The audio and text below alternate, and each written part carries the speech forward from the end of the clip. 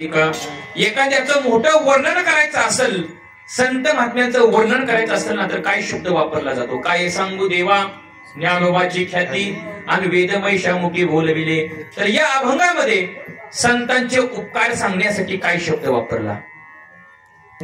मग शास्त्रामध्ये जर आपण विचार केला तर शास्त्रामध्ये आपल्यावरती अनेक लोकांचे उपकार सांगितले, पण या अभंगामध्ये तुकोबराय फक्त काय सांगू आता? संतांचे उपकार सांगतात. बरं मला सांगा, शास्त्रामध्ये आपण विचार केला तर 7 लोकांचे आपल्यावरती उपकार सांगितले. पहिलं सांगितलं रवी शशी घन वृक्ष नदी गाय सज्जन. रवी, शशी, घन, वृक्ष आणि नदी, गाय आणि सज्जन असे 7 लोकांचे आपल्यावरती उपकार सांगितले. आणि कीर्तन लक्ष देऊन ऐका, 1 नंबरला आपल्यावरती उपकार सांगितले रवी. रवी म्हणजे कोण? बोलत चला. रवी म्हणजे कोण? रवी म्हणजे सूर्य. तर आपल्यावरती सूर्याचे उपकार सांगितले. काय सांगितले? तर अनादी कालापासून सूर्य काय करतो? आपल्याला प्रकाश देतो. आणि प्रकाश देत असताना कोणत्याही प्रकारचा कधी मोबदला पाठवत नाही, बिल पाठवत नाही. आपल्या घरामध्ये लाईट असते, आपण लाईटीचं बिल नाही भरलं तर वायरमन येतो काय करतो? आधी बिल भरा म्हणतो, तुम्ही डायरेक्टच सांगता कनेक्शन कट करतो. म्हणजे तुमचा मीटर काढून घ्यालाय का? आमचा नेलाय पण म्हणतोय आम्ही. म्हणजे कसं असतं, वायरमन येतो, बिल भरा म्हणतो, बिल नाही भरलं तर काय करतो? आपला मीटर काय करतो? कट करतो, कनेक्शन कट करतो. बरं मला सांगा, अनादी कालापासून सूर्य काय करतोय? आपल्याला प्रकाश देतोय. मग प्रकाश देत असताना कोणत्याही प्रकारचा मोबदला मागत नाही, बिल पाठवत नाही. त्यामुळं शास्त्रामध्ये 1 नंबरचे उपकार कोणाचे सांगितले? बोलत चला. कोणाचे? मोठ्याने बोला. कोणाचे? सूर्याचे. हा, कीर्तन तुमचं 100% आज पाठ होत असतं बघा, गॅरंटी देऊन सांगतो. फक्त बोलत चला. पहिले उपकार सांगितले सूर्याचे, दुसरे सांगितले चंद्राचे. चंद्राचे आपल्यावरती उपकार का सांगितले? चंद्राच्या प्रकाशामुळं बरं का, त्याच्या किरणामुळं अन्न हे परिपक्व दशेला प्राप्त होतं. त्यामुळं शास्त्रामध्ये 2 नंबरचे उपकार कोणाचे सांगितले? चंद्राचे. रवी शशी घन वृक्ष. आता 3 नंबरला उपकार सांगितले पावसाचे. बरं का, पावसाचे आपल्यावरती का उपकार सांगितले? पाऊस काय करतो? एखादा मनुष्य सज्जन असेल ना, त्याच्या शेतामध्ये पडतो, आणि एखादा मनुष्य दुर्जन असेल ना, त्याच्या शेतामध्ये अजिबात पडत नाही. बरोबर आहे का? दोघांचे पडतो ना. हा, म्हणजे एखादा सज्जन असेल त्याला पण पाणी देतो, एखादा दुर्जन असेल ना त्याला पण पाणी देतो. म्हणजे त्याच्या उपकार करण्यामध्ये कोणत्याही प्रकारचा भेद सांगितला नाही. बघा, एखादी जागा पवित्र असेल त्या ठिकाणी पण पाऊस पडतो, आणि एखादी जागा अपवित्र असेल ना त्या ठिकाणी पण पाऊस पडतो. म्हणजे पावसाच्या उपकार करण्यामध्ये कोणत्याही प्रकारचा भेद सांगितला नाही. त्यामुळे शास्त्रामध्ये 3 नंबरचे उपकार हे कुणाचे सांगितले? पावसाचे. विठ्ठल विठ्ठल विठ्ठल. आता 1 नंबरला उपकार कोणाचे सांगितलेले? सूर्याचे. 2 नंबरला चंद्राचे. हा, 3 नंबरला पावसाचे. आता 4 नंबरला उपकार सांगितले झाडाचे. बरं का, झाड काय करतं? आपल्याला सावली देतं, फळे देतं, फुले देतं. बरं का, आणि एका मनुष्याने काय केलं? हातामध्ये कुऱ्हाड घेतली आणि झाड तोडायला लागला. आणि दुसरा मनुष्य आला, मला दादा तुम्ही झाड तोडू नका. का? आताशी झाड लावलं या, झाड मोठं झालं या, अजून काय होतील याला 5-6 महिन्याने काय होते? फळे येतील, फुले येतील, झाड तोडू नका. मग जो मनुष्य त्याला वाचवाय आलाय ना त्याला सावली देतं, आणि जो मनुष्य त्याला तोडाय आलाय ना त्याला ऊन देतं. बरोबर आहे का? नाही, काय करतं? त्याला पण सावली देतं. म्हणजे झाडाच्या उपकार करण्यामध्ये कोणत्याही प्रकारचा भेद सांगितला नाही. का? खंडावया घाव घाली का लावणी जाईने केली. म्हणजे ज्याने तोडाय आलाय ना त्याला पण सावली द्यायची, आणि जो मनुष्य त्याला बरं का वाचवाय आलाय त्याला पण सावली द्यायची. त्यामुळं झाडाच्या उपकार करण्यामध्ये कोणत्याही प्रकारचा भेद सांगितला नाही. त्यामुळे शास्त्रामध्ये 4 नंबरचे उपकार हे कोणाचे सांगितले? झाडाचे. आता 5 नंबरला उपकार सांगितले रवी शशी घन वृक्ष नदी. तर शास्त्रामध्ये 5 नंबरचे उपकार सांगितले नदीचे. नदी आपल्यावरती उपकार करते. काय उपकार करते? आपण नुसतं मुखाने एका नदीचं नाव घेतलं ना तर 1 मिनिटामध्ये पापाची निवृत्ती होते. वाचे म्हणता गंगा गंगा, वाचे म्हणता गंगा गंगा.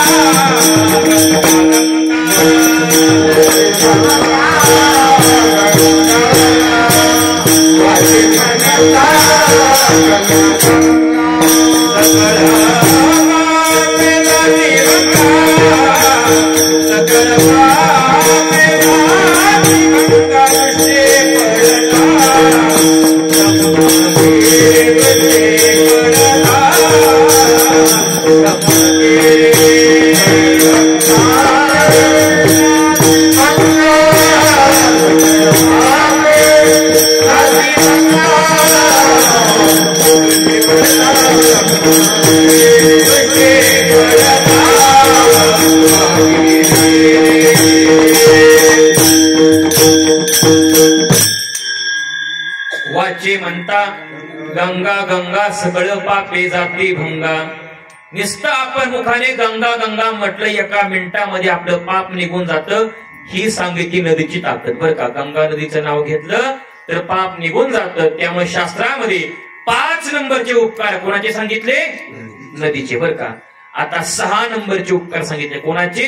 रवी, शशी, घन, वृक्षा, नदी आणि गाय. तर गायीचे आपल्यावरती उपकार सांगितले का? तर गायीचं शरीर पवित्र सांगितलं. आणि गायीच्या शरीरामध्ये किती प्रकारचे देव असतात? 33 कोटी म्हणजे 33 प्रकारचे देव असतात बरं का. आणि गायीचं गोमूत्र एवढं पवित्र सांगितलं. एखादी जागा अपवित्र असेल त्या अपवित्र जागेला पवित्र करण्याची ताकद ही गायीच्या गोमूत्रामध्ये सांगितली. त्यामुळे शास्त्रामध्ये 6 नंबरचे उपकार सांगितले गायीचे बरं का. आता 7 नंबरचे उपकार सांगितले रवी, शशी, घन, वृक्षा, नदी, गाय, सज्जन. सज्जन म्हणजे कोण? तर सज्जन म्हणजे संत, पुण्यवंत व्हावे घेता सज्जनाची नावे. मग 7 नंबरचे उपकार सांगितले संतांचे म्हणजे सज्जनाचे. म्हणजे आपल्यावरती 7 लोकांचे उपकार असताना या अभंगामध्ये तू कोगळा आहे. कुणाचे उपकार म्हणतात? काय सांगू आता संतांचे उपकार, काय सांगू आता झाडाचे उपकार, काय सांगू आता सूर्याचे उपकार, चंद्राचे उपकार. असं का म्हटलं नाही? तर संत महात्मे आपल्यावरती उपकार करतात.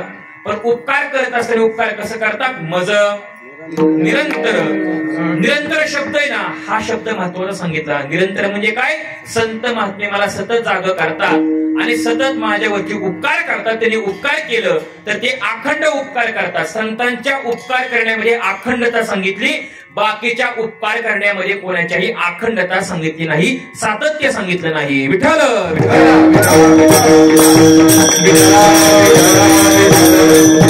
आता आपल्यावरती पहिले उपकार सांगितले कोणाचे सांगितले होते? बोलत राहा. कोणाचे? सूर्याचे. हा बरं मला सांगा, सूर्यप्रकाश दिवसा देतो, रात्री प्रकाश देऊ शकतो का? अजिबात नाही. म्हणजे सूर्याच्या उपकार करण्यामध्ये अखंडता सांगितली नाही. त्यामुळं संत महात्म्यांच्या तुलनेमध्ये काय सांगितलं? सूर्याचे उपकार कमी सांगितले. आता मला सांगा दुसरे उपकार कोणाचे सांगितले? हा चंद्राचे सांगितले बरं का. चंद्र आपल्यावरती उपकार करतो, पण ज्या दिवशी पौर्णिमा असते ना त्या दिवशी चंद्र काय असतो, पूर्ण असतो. ज्या दिवशी अमावास्या असते ना त्या दिवशी चंद्र काय असतो, गायब असतो बघा.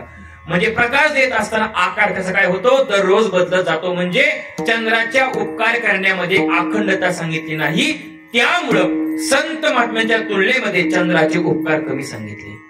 आता तिसरे उपकार कोणाचे सांगितले, पावसाचे. बरं मला सांगा, आज पाऊस निमगाव कितीला पडला तर उद्या पळसदेव मध्ये पडल्याची गॅरंटी नसते बघा. आणि केव्हा केव्हा काय होतं, दुष्काळ, मोठा दुष्काळ पडतो बघा. म्हणजे पावसाच्या उपकार करण्यामध्ये अखंडता सांगितली नाही, त्यामुळे संत महात्म्यांच्या तुलनेमध्ये पावसाचे उपकार कमी सांगितले. आता मला सांगा, चौथे उपकार कोणाचे सांगितलेले, वृक्ष. वृक्ष का झाड, हा ती दोन्ही एकच बघा. हा बरं का, हा म्हणजे झाडाचे आपल्यावरती उपकार सांगितले. बरं मला सांगा, झाड काय करतं, आपल्याला सावली देतं. पण सावली देत असताना उन्हाळ्यामध्ये बरं का कसं असतं, झाडाला पालवी नसते. पालवी केव्हा येते, हा चैत्र महिन्यामध्ये का, उन्हाळ्यामध्ये पालवी येते का, हा चांगल्या प्रकारे पालवी फुटते. बरं मला सांगा, आणि ज्या वेळेस फळं केव्हा येतात त्याला विशिष्ट प्रकारचा कालावधी लागतो. झाड आपल्याला काय करतं, दररोज फळं देऊ शकत नाही, फुलं देऊ शकत नाही, म्हणजे सतत आपल्यावरती उपकार करू शकत नाही. त्यामुळे संत महात्म्यांच्या तुलनेमध्ये झाडाचे उपकार कमी सांगितले. आता 5 नंबरचे उपकार कोणाचे सांगितले होते, नदीचे. हा नदीचे सांगितले बघा. आता नदी काय करते, उपकार करते. मुखाने गंगा गंगा म्हटलं, एका मिनिटामध्ये पाप निघून जातात बरं का. पण मला सांगा, नदी तुमचं पाप घालवते, पण कोणतं पाप घालवते, तुम्ही जे देहाने पाप करताना ते पाप तुमचं नदी घालवते बरं का. पण जे पाप तुम्ही मनाने करताना ते पाप तुमचं नदी कधी घालवू शकत नाही. एक सांगितलं कायिक पाप, दुसरं सांगितलं वाचिक पाप, आणि तिसरं सांगितलं मानसिक पाप. मानसिक पाप कशाला म्हणायचं, जे पाप आपण मनाने पाप करतो ना त्याला म्हणायचं मानसिक पाप. आता या ठिकाणी बरेचसे लोक बसले असले, महिला मंडळ वर्ग. तुम्हाला प्रश्न करतो, तुमच्या घरात शेजारी बोर घ्यायला मशीन आली, तुम्हाला पाणी लागावं वाटतं का नाही लागावं वाटतं, खरं सांगावं, काय वाटतं, काय वाटतं, खरं सांगा, नाही तर तुम्हाला मर्यादेची शपथ आहे, खरं सांगा काय वाटतं. संपूर्ण बोर कोरडं गेलं पाहिजे बघा, बरोबर बरं का, असं तुम्हाला वाटतं. बोर कोरडं गेलं पाहिजे. समजा पाणी लागलं, रात्री 12 वाजता जायचं, काय करायचं, काय करायचं, बरं काय करायचं सांगा तुम्ही, लवकरात लवकर उत्तर द्या ना. माझ्याकडून 1 रुपया बक्षीस घेऊन जावा. शिंदे पाहुणं काय करायचं, रात्री 12 वाजता जायचं, काय करायचं, दगड टाकायचा. दगड का दगड, बरं आपल्या मराठी भाषेमध्ये दगड टाकायचा, बारका नाही मोठा टाकायचा. बोर काय झालं पाहिजे, बंद. हा बंद. प्रयोग केलाय का तुम्ही, बरोबर आहे, हा हे प्रयोग केलेला आहे बघा. असून द्या. म्हणजे कसं असतं, पाणी लागलं तरी काय करतात, जातात बोर बुजवतात, आणि प्रत्येकाला वाटतं धुळा झाला पाहिजे, पाणी अजिबात लागलं नाही पाहिजे. याला म्हणायचं मानसिक पाप. दुसऱ्याला सारखं वाईट चितायचं बघा, दुसऱ्याच्या धनाचं चिंतन करायचं. एक माणूस मला, महाराज माझं पोट दुखतंय, त्याला म्हणलं गोळी घे. महाराज गोळी घेतली तरी पोट दुखायचं कमी आहे ना. दवाखान्यामध्ये जा, दवाखान्यामध्ये गेलो होतो तरी माझं पोट दुखायचं कमी आहे ना बरं का. एमडी डॉक्टरकडे जा, एमडी डॉक्टरकडे गेलो होतो तरी माझं पोट दुखायचं कमी आहे ना. कवापासून दुखतंय म्हटलं, मोहन महाराजांनी मोठं दुकान टाकल्यापासून दुखतंय म्हटलं. म्हणजे कपड्याचं दुकान टाकल्यापासून दुखतंय, गाडी घेतल्यापासून दुखतंय बघा. ह्याला म्हणायचं मानसिक पाप बरं का. आणि काय काय ठिकाणी कसं असतं, मी जास्त कीर्तन करतोय म्हणून पण काय काय पोटात दुखतोय बघा, असं पण असतं बघा. म्हणजे कसं असतं, काय कायला बघ होत नाही बघा, सारखं दुसऱ्याला वाईट चित्तात बघा. त्याला म्हणायचं मानसिक पाप. मग नदी काय करते, तुम्ही नदीमध्ये आंघोळ केली, तुमचं काळिक पाप घालवते. पण जे पाप तुम्ही मनाने करताना ते तुमचं तीर्थ अजिबात घालवू शकत नाही, नदी घालवू शकत नाही. मन संकल्पाची पापे, मन संकल्पाची पापे, मन संकल्पाची पापे, मन संकल्पाची पापे, मन संकल्पाची पापे, मन संकल्पाची पापे, मन संकल्पाची पापे, मन संकल्पाची पापे, मन संकल्पाची पापे, मन संकल्पाची पापे, मन संकल्पाची पापे, मन संकल्पाची पापे, मन संकल्पाची पापे, मन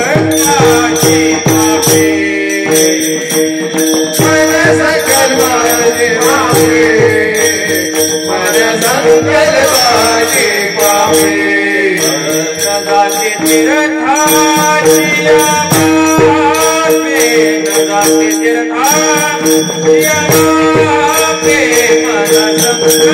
पापे मन संकल्पाचे पापे मन संकल्पाचे पापे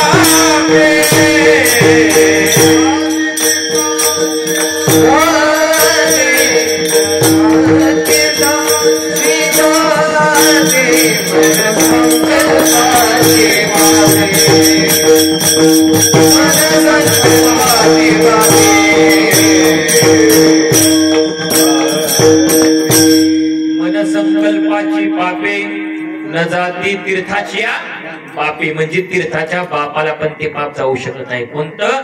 जे पाप तुम्ही मनाने करताना मग त्यामुळे नदीचे आपल्यावरती उपकार सांगितले. नदी आपलं कायिक पाप घालवते पण मानसिक पाप अजिबात घालवू शकत नाही. त्यामुळे संत महात्म्यांच्या तुलनेमध्ये बरं का नदीचे उपकार कमी सांगितले. आता 6 नंबरचे उपकार आपल्यावरती कोणाचे सांगितले होते?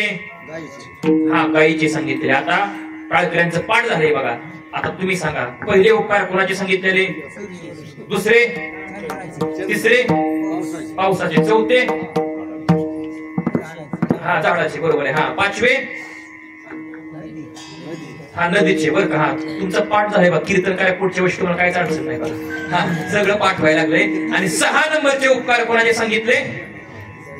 गायीचे सांगितले आपल्यावरती. पहिले कोण? रवी म्हणजे सूर्य, चंद्र, पाऊस, बरं का, झाड. आणि त्यानंतर कोण? नदी. आणि 6 नंबरला गायी. तर गायीचे उपकार सांगितले. गायीचं शरीर पवित्र सांगितलं पण गायीचं मुख मात्र अपवित्र सांगितलं, बरं का. का अपवित्र सांगितलं? एक दृष्टांत सांगतो. एकदा ब्रह्मदेव आणि विष्णू यांच्यामध्ये वाद सुरू होतो. ब्रह्मदेव म्हणतात मी मोठा आणि विष्णुदेव म्हणतात मी मोठा. त्यांचा वाद विकोपाला जातो. महादेवा आमच्या दोघांमध्ये मोठं कोण? महादेवांनी सांगितलं 21 स्वर्गाच्या वरती माझा मुकुट सांगितला आणि 7 पाताळाच्या खाली माझे चरण सांगितले, बरं का. जो लवकरात लवकर दर्शन घेऊन येईल तो मोठा. मग 7 पाताळ कोणते कोणते सांगितले? आतळ, वितळ, सुतळ, तळातळ, महातळ, रसातळ आणि पाताळ, असे 7 पाताळ. आता ज्या ठिकाणी आपण वास्तव्य करतो त्याला म्हणायचं भूलोक, त्याच्यावरती भुहरलोक, महरलोक, जनलोक, तपलोक, वैकुंठ लोक आणि सत्यलोक. आणि सत्यलोकाच्या वरती महादेवाचं मुकुट सांगितलं. ब्रह्मदेव गेले 21 स्वर्गाच्या वरती गेले. विष्णुदेव 7 पाताळामध्ये गेले. त्यांना महादेवाच्या चरणाचा पत्त्या लागला नाही, ते माघारी आले. ब्रह्मदेवाने विचार केला आपण काय करायचं? थोडी कॉपी करायची बघा म्हटले. म्हणजे काय करायचं? फसवायचं म्हटले बघा.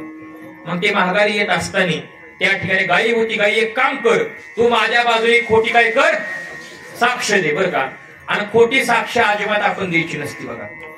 तर गायीने विचार केला ब्रह्मदेव येतं, आपले पिताश्री आहेत म्हणले, आपण काय करू? त्यांना खोटी साक्ष देऊ म्हटले. मग गायी आणि ब्रह्मदेव महादेवापाशी आले. महादेवांनी प्रश्न केला, ब्रह्मदेवा तुम्ही माझ्या मुकुटाचं दर्शन घेतलंय का? ब्रह्मदेवांनी सांगितलं हो मी दर्शन घेतलं. या मग तुमच्याकडे पुरावा काय? या आणि कसं असतं पुराव्याला जास्त किंमत असते बघा. आणि कोर्टामध्ये काय लागतो? पुरावा लागतो. हा, आणि कीर्तन करत असताना कीर्तन करणे अभंगाचा काय द्यावा लागतो? पुरावा. जो बुवा कीर्तन करत असताना अभंगाचा एक बी पुरावा देत नाही, बुवा काय करावा? आपल्या पळदेवच्या वडीमध्ये लिहून काय करावा? हा, तुम्हीच पुरावा म्हणा. का? कारण कसं आहे माहितीये का, आता लोकांना गबाळ ऐकायची सवय लागली. काय काय महाराज फक्त नावाला अभंग घेतात, बरं का. अभंग अजिबात सोडवलाच नसतो बघा. असं काय काय करतो. ही खूप मोठी क्रांती केली वारकरी संप्रदायामध्ये काय काय लोकांनी. त्यामुळं कीर्तन करायला तारीख देत असताना आधी वारी करतो का ते आपण पाहायचं बघा. जाऊता त्या बरोबर आहे का महाराज? हा, छोटे कदम माऊली सांगतात बघा, कीर्तन करायला तारीख द्यायची असेल ना फोन करायचा, महाराज तुमची तारीख घ्यायची आहे. मग तिकडून फोन येतो, हो ही मोकळी का? मग कीर्तनकार सांगतो हो आमची मोकळी आहे. मग आम्हाला सांगा की करा फिक्स. मग कीर्तनकार काय म्हणतो, मग तुम्हाला आमचं माहितीये का? काही विचारतो, तुम्हाला आमचं माहितीये का? आपण काय म्हणतो, तुमचं आम्हाला सगळं माहितीये. तुमचा काकडा पाठ नाही, तुमचा हरिपाठ पाठ नाही, तुम्ही एकादशीला कांदा भजी खाता, गांजा भजी आणता, हे तुमचं आम्हाला सगळं माहितीये. तुमचं काहीच पाठ नाही बरं का. तुम्ही वारी करत नाही, काही करत नाही, सगळं आम्हाला माहितीये बघा. असं आपण केलं पाहिजे. ज्या वेळेस कीर्तनामध्ये एखादा महाराज अभंगाचे व्यतिरिक्त बोलायला लागला, जे खाली लोक बसलेत ना, आपल्या माता माऊली असल्या त्यांनी सांगायचं, महाराज आम्ही 2 तास तुमचं कीर्तन ऐकाय आलोय बरं का, बाकीच्या फालतू बाजारो कथा ऐकाय आलो नाही. असं ज्यावेळेस एखादी मावशी उठून म्हणेल ना, त्यावेळेस कीर्तनकार जागेवरती येतील बघा ऐकायचं. हा बरं का. तारीख येत असताना काय करायचं माहितीये का, महाराजांना फक्त हरिपाठला 5 वाजता बोलवायचं, सगळा हरिपाठ विना घेऊन करायला लावायचा, 9 ते 11 कीर्तन करायला लावायचं, पहाटे 4 ते 6 काकडा करायला लावायचा बरं का. आणि महाराज 15 नाही 1 लाख रुपये घ्या म्हणायचं, असं करायचं बघा. असं नियम केलं का नाही, चंद्रसूर्य आहे तोपर्यंत आपल्या गावचं स्वप्न टिकणार बघा. पण आता काय झालं, खूप अवघड झाले बघा. ज्याला कायच येत नाही का तीच म्हणतो तुकोबाराय काय म्हणतात, तो हरिपाठ पाठ कर असं तुकोबाराय म्हणतात बघा. म्हणजे काहीच पाठ नसतं बरं का. आणि नुसतं काय करायचं, लोकांना ज्ञान सांगायचं बघा. मग त्यामुळे उभ्या बाजारात कथा घेतो नावडे पंढरीनाथा. मग त्यामुळे कीर्तनामध्ये उभा राहिलं तर आपण काय सांगायचं असतं, तर समाधीचे सुख सांडाव वाळुनी आयसा या कीर्तनी ब्रह्मरस. कीर्तनामध्ये समाधी लागावी असं आपण कीर्तन करावं. आपण अभंगाचा परमानंदचा काय द्यावा, पुरावा द्यावा. मग त्यामुळं पुराव्याला जास्त किंमत सांगितली. मग त्याच प्रश्न केला, तुमच्याकडे पुरावा काय या. ब्रह्मदेवाने सांगितलं तुम्हाला खोटं वाटतंय ना, तर या ठिकाणी गायीला विचारा. गायी शेजारी होती. गायी ब्रह्मदेवाने दर्शन घेतलंय का, गायीने जी आपली मान होती ना ती मान अशी हलवली, हो दर्शन घेतलंय. आपली मान अशी हलवली पण शेपटी मात्र अशी केली बघा, दर्शन घेतलं नाही. अशी गायी उभा होती, ब्रह्मदेवाने गायीकडे पाहिलं, दर्शन घेतलंय का, हो म्हणायची बघा, पण शेपटीने मात्र असं करायची बघा. मग त्यावेळेस महादेवांना राग आला. महादेवाने सांगितलं, गायी तुझं संपूर्ण शरीर पवित्र सांगितलं बरं का, पण ज्या मुखाने तू खोटं बोलली ना त्या मुखाने तुला विष्ठाभक्षण करावे लागल असा गायीला शाप दिला. आणि तेव्हापासून गायी काय करते, आपल्या मुखाने विष्ठाभक्षण करते. आणि गायीचं दर्शन घेत असताना आपण पुढून दर्शन घ्यायचं असतं, बरोबर आहे का. कुठं घ्यायचं असतं, पाठी मागून दर्शन घ्यायचं असतं का. गायीचं मुख कसं सांगितलं, अपवित्र सांगितलं, गायी खोटं बोलली. आणि त्यावेळेस ब्रह्मदेवाला राग आला. ब्रह्मदेव म्हटले, काय करता, महादेवाची खोटाळ घेता. महादेवाची निंदा केली आणि महादेवाच्या क्रोधामधून त्या ठिकाणी काळभैरवाची उत्पत्ती झाली. आणि ते काळभैरव काय करू लागले, त्या ठिकाणी तांडव करू लागले. आणि तांडव करत असताना त्यांनी काय केला, शिरछेद केला. कोणाचा केला, ब्रह्मदेवाचा शिरछेद केला. त्यांना 4 मुख होती पण आता ती फक्त 3 नाही ती. मग ते तांडव कसं करू लागले, थोडा विको द्या. चंडम प्रतिचंडम करधुट दंडम कुतरिपुखंडम सौख्यपरम लोकम सुखयन्तम विलसितवन्तम प्रकटित दन्तम नृत्यकर दमरुध्वनि शंकम तरल वसन्तम मधुर हसन्तम लोक भरम भज भज भूतेशम प्रकट महेशम भैरव वेशम कष्टहरम. हो असं तांडव करू लागले. शिरछेद केला, दृष्टांत संपला. ब्रह्मदेव खोटं बोलले, स्वतःचे क्षीर असतं ना ते त्यांना गमवावं लागलं. गायी खोटं बोलली, गायीचं मुख कसं सांगितलं, अपवित्र सांगितलं. आपल्यावरती 6 नंबरला गायीचे उपकार सांगितले, गायीचं संपूर्ण शरीर पवित्र सांगितलं, मात्र गायीचं मुख मात्र अपवित्र सांगितलं. त्यामुळे संत महात्म्याच्या तुलनेमध्ये गायीचे उपकार कमी सांगितले. आता 7 नंबरला उपकार कुणाचे सांगितले, संतांचे उपकार सांगितले. संतांचं शरीर कसं सांगितलं, तर संतांचं शरीर असतं ना ते संपूर्ण पवित्र सांगितलं. कसं पवित्र सांगितलं, सर्वांग निर्मळ सर्वांग निर्मळ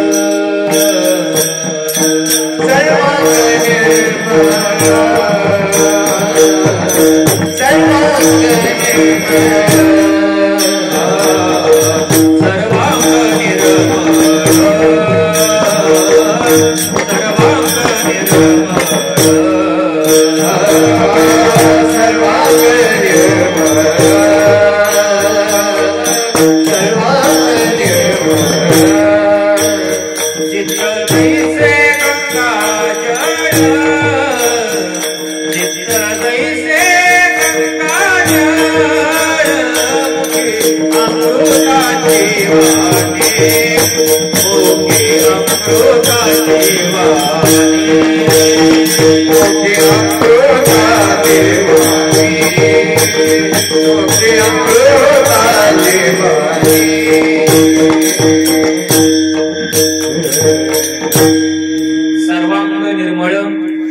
जैसे गंगाजळ.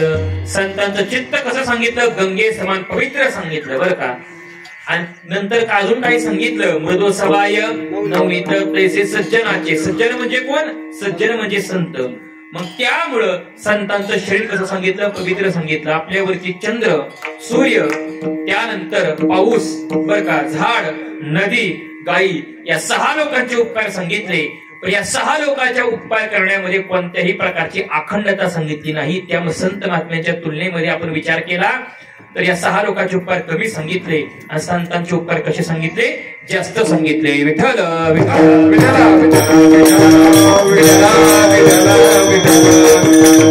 संत महात्मे आपल्यावरती उपकार करत असताना 3 प्रकारे उपकार करतात. एक कायिक उपकार करतात, एक वाचिक उपकार करतात आणि एक मानसिक उपकार करतात. कायिक उपकार कशाला म्हणायचं, आपला देह असतो ना तो चंदनाप्रमाणे झिजवतात. देह कष्टविती उपकारे हा सांगितला कायिक उपकार. वाचिक उपकार काय म्हणतात, सतत सांगतात हरी हरी तुम्ही म्हणारे सकळ तेने माया जळतील. लवकरात लवकर हरी हरी म्हणा, भगवंताचं नामस्मरण करा, हा सांगितला वाचिक उपकार. आणि मानसिक उपकार काय करतात, मनाने काय सांगतात, मनात येते धाव घेई राही विठोबाची पायी घेई घेई माझे वाचे ओढ नाम विठोबाची. भगवंताचं नामस्मरण करा. असं 3 प्रकारे संत महात्मे आपल्यावरती उपकार करतात. आणि असे संत महात्मे आपल्याला सतत जाग करतात. बघा आता जाग कुणाला करायचं असतं, जो मनुष्य झोपलाय ना त्याला आपण जाग करायचं असतं बरं का.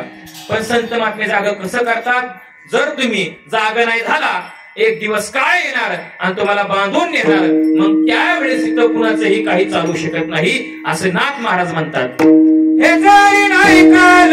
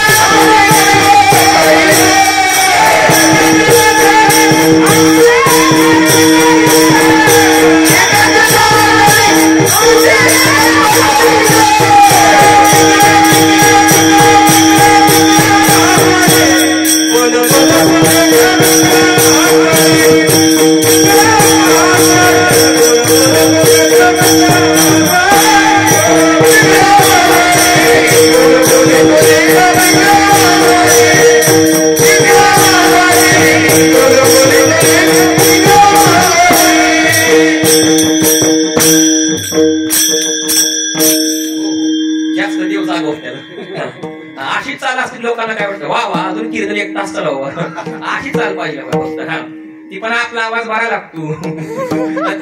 नाही तर स्वर भास्कर काय काय पदवी असते, स्वर भास्कर आणि गायला लागलं तू आता भास्कर, आपलं कधी ऐकू वाटत नाही. मग हे जरी नाही कालं तरी दुसरा येईल सरते शेवटी बा काळ बांधून नेहर. काळ येणार आणि एक दिवस तुम्हाला बांधून नेणार, त्या ठिकाणी परत आमचं काही चालू शकत नाही असं संत महात्मे जाग करतात. किती लोकांना बांधून नेलं, पहिली यादी सांगितली. 1 60 कोटी देखा 30 लक्ष 10 सहस्त्र लेखा 709 मास मापात हिरण्यकश्यपा काय झाले 1 अब्ज 60 कोटी 30 लाख 10,000 वर्ष 9 महिने आणि 9 दिवस एवढं आयुष्य कोणाला होतं, हिरण्यकश्यपाला बरं का. त्याने ब्रह्मदेवाकडून वर मागून घेतला होता, दिवसा मरण नको, रात्री नको, वर नको, खाली नको, प्राण्याकडून नको, माणसाकडून नको, देवाकडून नको, राक्षसाकडून नको, सजीवाकडून नको, निर्जीवाकडून नको, असे अनेक प्रकारचे वर मागून घेतले. शेवटी मरावं लागलं. मला मरण आत नको, बाहेर नको. कुठे घेतलं होतं मारतानी, उंबऱ्यावरती. मला मरण दिवसा नको, रात्री नको. किती वाजता मारलं होतं, काय पडतानी, हा आपल्या मराठी भाषेमध्ये कडूस पडतानी. हा कडूस पडत बघा, हा जुनी भाषा पाहिजे बघा. वा कडूस पडतानी. हा मला पण कडूस कळत नाही बघा. जास्त अंधारा पण नसतो, जास्त उजेड पण नसतो. कडूस पडतानी मारलं. बरं त्यानंतर मला मरण सजीवाकडून नको आणि मला मरण निर्जीवाकडून नको. कशाने मारलं, आता खरं मला सांगा, नकाला सजीव म्हणायचं निर्जीव म्हणायचं, उत्तर द्या लवकरात लवकर. काय म्हणायचं बाहेर म्हणजे बोला.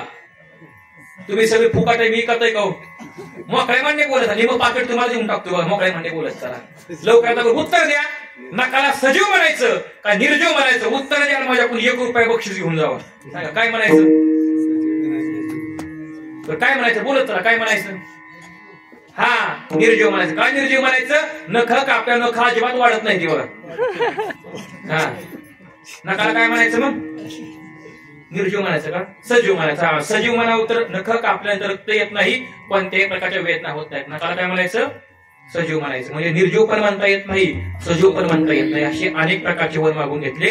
एवढे त्याला आयुष्य असताना त्याला काळावरती विजय मिळवता आला नाही का? तो जाग झाला नाही बघा. त्याच्या पुढची यादी सांगितली कोणाची? 14 चौकड्या लंकान आता विठ्ठल विठ्ठल विठ्ठल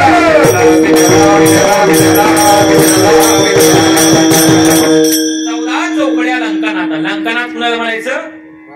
रावणाला. रावण कसा होता? चांगला होता का वाईट होता? कसा होता? कसा होता? चांगला होता ना. मग आपल्या मुलाचं नाव कधी रावण ठेवलंय का? आपल्या मुलाचं नाव रावण ठेवलंच नाही बघा. पिकवणच्या पुढे गेलं तर रावण गाव आहे बघा तिकडे, पण रावण नावाचा माणूस नाही बघा. पण बरेचसे लोक असं पंक्तीमध्ये बसले की रावणाचं माप काढतात. अरे अरे रावणा राज्य गंभीर केलं, शीतासारखे रत्न हा चोरून नेले. पाठ दिसतंय तुमचं बघा. म्हणजे पंक्तीमध्ये बसायचं, दुसऱ्याची बुंदी खायची, रावणाचं माप काढायचं बघा. असं रावणाचं माप अजिबात काढायचं नाही. ज्याला रावणाचं माप काढायचंय ना, रावणाचा अधिकार काय होता? 33 कोटी बंदी शाळेमध्ये टाकले होते, 9 ग्रहाच्या पायऱ्या केल्या होत्या बरं का. आणि महादेवाचं वर्णन करत असताना वर्णन कसं करायचा? एका दमामध्ये 72 अक्षर गावी लागतात, तेवढ्या ताकदीने तो शिवतांडव गायचा. आणि ते शिवतांडव पाठ करायचं, मग रावणाचं माप काढायचं बघा. रावण वर्णन कसं करायचा? ओम नमः शिवाय, ओम नमः शिवाय, ओम नमः शिवाय. जटाटवी गलंजल प्रवाह वितस्तले गलेवलं जलकं पचक्रमं कपालिकं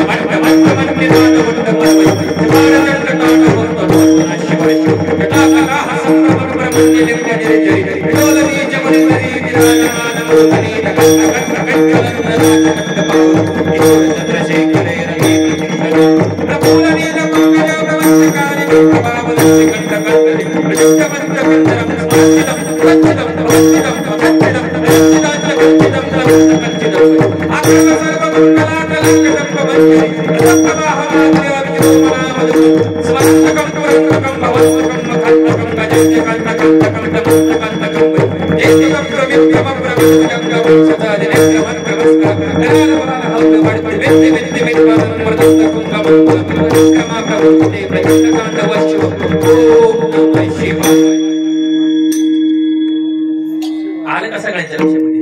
असं रावण वर्णन करायचं बरं का. हे म्हणणं सोपं आहे का अवघड आहे? लय अवघड आहे बघा. हा संपल्या कोणी म्हणून दाखवा बघा.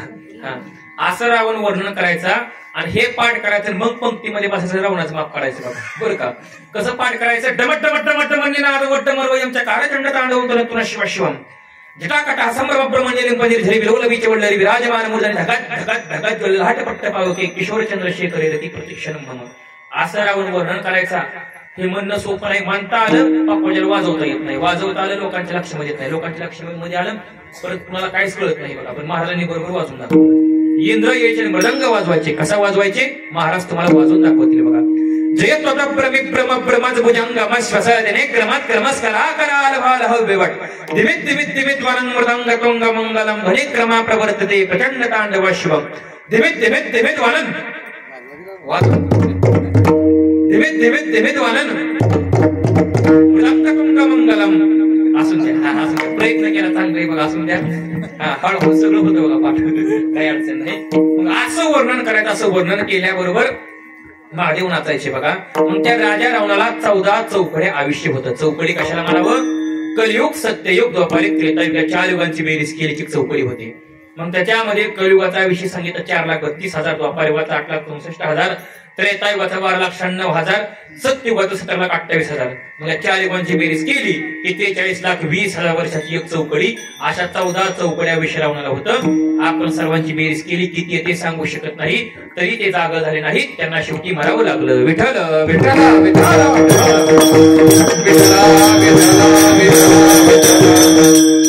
त्यामुळं असे संत महात्मे आपल्याला जागा करतात. कसं करतात? उठा जागे भारी आता, स्मरण करा पंढरीनाथा, भावे चरणी ठेवी माता, चुकवी व्यथा जन्माच्या, जन्म मरणाचं संकट चुकवा. शरण कुणा जावा? पांडुरंगाला शरण जावा. शरण जा उदारा पांडुरंगा का. जर जन्म मरणाचं संकट चुकवायचं असेल ना, तर पांडुरंगाशिवाय या संकटामधून तुम्हाला कोणी सोडू शकत नाही. तू का म्हणे तुला सोडविना कोणी एका चक्रपाणी वाचून या. मग पांडुरंग परमात्म्याशी आपण एकनिष्ठ भाव जोडायचा. कसा जोडायचा? एक धैला चित्ती आम्ही रकुमाईचा पती. पांडुरंग परमात्मा सोडून इतर कोणत्याही देवाचं नाव कधी आपण आपल्या मुखामध्ये घ्यायचं नाही. त्याला काय म्हणायचं म्हणते का? एकनिष्ठ भाव. कसा? पतिव्रते जैसा व्रतार प्रमाण आम्हा नारायण तैशा करी. जसा पतिव्रतेचा एकनिष्ठ भाव आपल्या पतीशी जोडलेला असतो ना, तसा आमचा पांडुरंग परमात्म्याशी एकनिष्ठ भाव जोडलाय. आता पतिव्रता म्हणायचं कुणाला? जे आपल्या मालकाचा ऐकते त्याला म्हणायचं पतिव्रता. जे कवाच ऐकत नाही त्याला काय म्हणायचं? पतिव्रता म्हणायचं. बरं का महिला मंडळ, खरं सांगा, सकाळी उठल्या उठल्या कोण कोण आपल्या मालकाचं दर्शन घेऊन आले? त्याने हात वर करा. कोण कोण आले? खरं सांगा ना, तर तुम्हाला मर्यादेची शपथ आहे बघा. कोण कोण आलंय? कुणीच नाही का? हा, पाया पड जाऊ नका, चांगलं असतं पाया पडलेला. हा बरं का. हा, जे आपल्या मालकाचं दर्शन घेते तिला म्हणायचं पतिव्रता. आणि जे आपल्या मालकाचं कवाच ऐकत नाही तिला काय म्हणायचं? कोण म्हणलं? अवदसा. तात्या म्हणतात अवदसा. तात्या तुम्ही म्हणलं काय? तात्याच काय नाही म्हणलं असं. हा बरं का, अवदसा बघा, असू द्या. मग कसं असतं, आपले पती कामावर आले की पत्नीनं पहिल्यांदा काय करायचं असतं? काय करायचं असतं? तांबे भरून द्यायचं असतं. हा, तुम्हाला पाणी मिळतंय बघा, काय करायला? घ्या प्या मला डोसा असतं बघा. हा, मग पाणी द्यायचं असतं. तुमचं डोकं दुखतंय, तुमचं डोकं दाबून देऊ का? तुमचे हात दुखतात, तुमचे हात दाबून देऊ का? तुमचे पाय दुखतात, तुमचे पाय दाबून देऊ का? तुमचं नरडं दुखतंय, तुमचं हा नरडं बिडका दाबून द्यायचं असतं. हा, म्हणजे जे आपल्या मालकाचं ऐकते तिला म्हणायचं पतिव्रता. जी कवाच ऐकत नाही तिला म्हणायचं पतिव्रता. एका गावामध्ये महिला होती, ती पतिव्रता होती, आपल्या मालकाचं कवाच ऐकत नव्हती, सारखं उलट वागायची. नवरा चहान म्हणलं की पाणी आणायची आणि पाण्यामध्ये चहा आणायची. मराठी भाषेमध्ये उलट्या खोपडीची होती बघा. आता काय करावं? नवरा शेवटी माझ्याकडे म्हणला, महाराज माझी बायको मला सारखं उलट वागते, सरळ काय कामच करणार म्हणला. बरं का, तिला म्हणलं का चहांती पाणी आणते, पाण्यामध्ये चहांती, काय तरी उपाय सांगा. त्याला म्हणलं माझंच झालं नाही म्हणलं अजून, मीच पिपळाचा मुजा आहे म्हणलं अजून. बरं का, माझंच झालं नाही म्हणलं, तू का कसं काय मला विचारतो? नाही नाही म्हणा, कीर्तन कशाला करतो म्हणला. ह्या का आता मला जगाच्या कल्याणा संतांची विभूती म्हणला, काय तरी उपाय सांगावं लागल. पत्नी उलट वागते ना, सांगतानाच तिला का उलट सांगायचं म्हणजे कसं होईल? सवच होईल. बरं चालतंय म्हणला. घरी गेला, मग त्याला पाहिजे होतं पाणी. बायकोला म्हणला आण चहा. पत्नी काय घेऊन आली? बोलत राहा, काय घेऊन आली? मोठ्याने बोला की. हा, पाणी घेऊन आली बघा. हा, परत त्याला चहा पाहिजे होता. म्हणला का? काय म्हणला? आण पाणी म्हणला. काय घेऊन आली? वा वा म्हटलं, आपली गाडी सुतायला लागली म्हणला. माझ्याकडे आलं, माझ्या पाया पडलं आणि पाया पडून माझ्या पायावरती 200 रुपये ठेवलं आणि कीर्तनकाच्या कुणी मोकळं पाया पडत. हा, मग संपल्या प्रत्येकाने 500 द्यायचं बघा.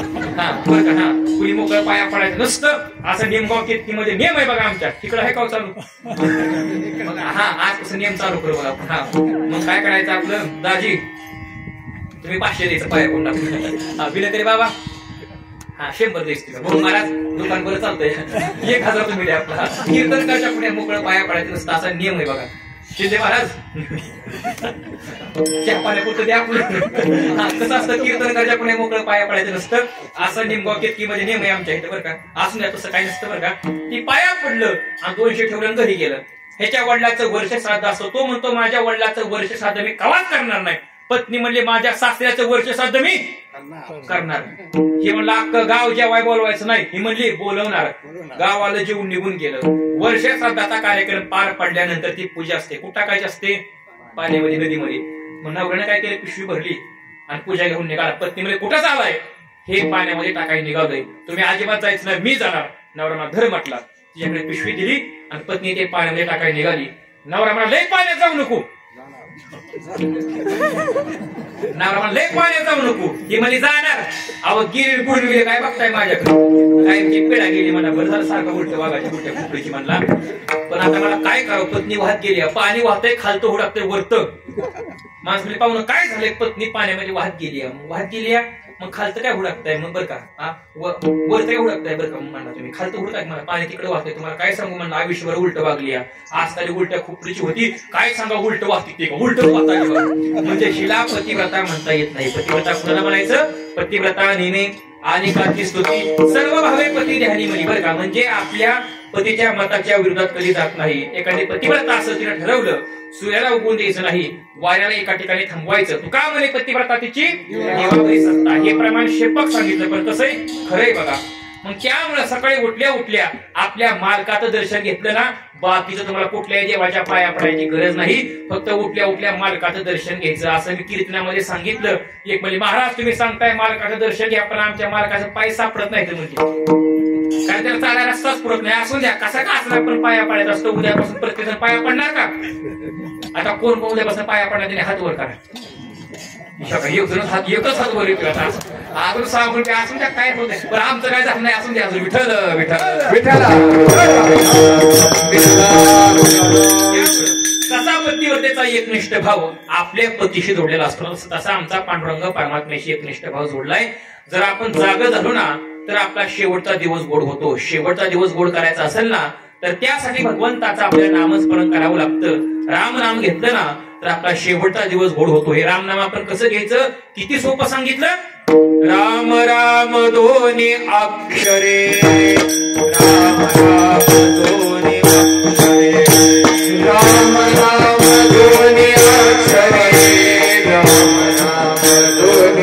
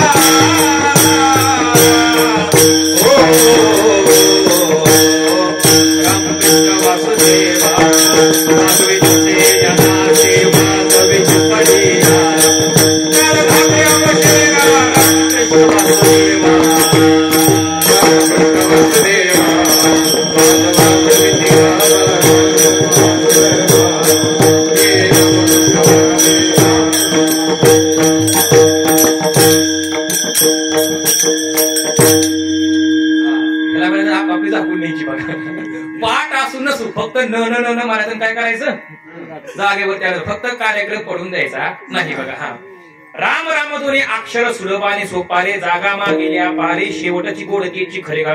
शेवटचा दिवस गोड करा राम नाम घ्या असं संत महात्मे आपल्या जागा करतात. असे संत महात्मे मला सतत जागा करतात. त्यामुळे मी कोणाचे उपकार न मानता फक्त संतांचे उपकार मानता असं तुकोबर आहे.